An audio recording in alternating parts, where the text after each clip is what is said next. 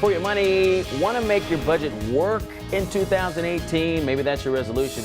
The key is avoiding some of the potential budget busters that will come your way. Our financial expert, Andy Mattingly, here in our studio to share the pitfalls you want to sidestep for a successful budget and a better outlook, which is really what we want to get to. Good to see you as always. So talk about the most common budget mistake we want to avoid. The most common budget mistake is that people forget to budget for all those little items they do. You know, the coffee, the Coke, the little things like that. They forget to put that into their budget, and that's probably $150, $200 a month. And so their budget's busted before they even get started. Oh yeah, so you're behind the eight ball. Yeah. So another common mistake. Another common mistake is that they set a budget, but then they don't ever track any of their expenses. And so they don't know if they're on their budget or not. And once you start spending more, it's hard to pull it back in. And if you don't track it, you're not going to know how you're doing. So is there a way to solve that if someone doesn't take the time or have the time to track every transaction? Yeah, really, there's only three areas where you can really have the most control over what you spend: your food, your entertainment, and the clothing that you buy.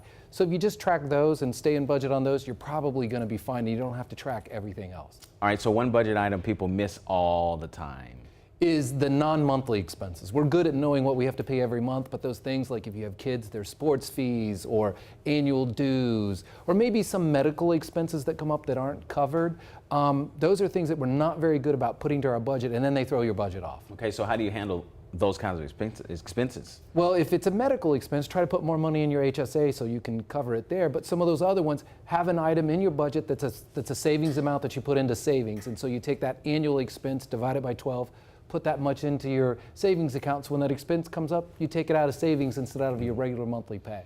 Well, give me a reason, or an expense rather, that can drastically ruin a budget. Well, it's one of those things. As we get into the new year, we buy new things, or we trade our car and we get a bigger car payment. We don't think about that when we're doing those things, and all of a sudden our budget's all messed up because we have this new expense or an extra couple $100s for a car payment. So you really need to make sure you're looking at your budget before you make those new expenses. So can you give me one budget move you can make to get you that successful budget?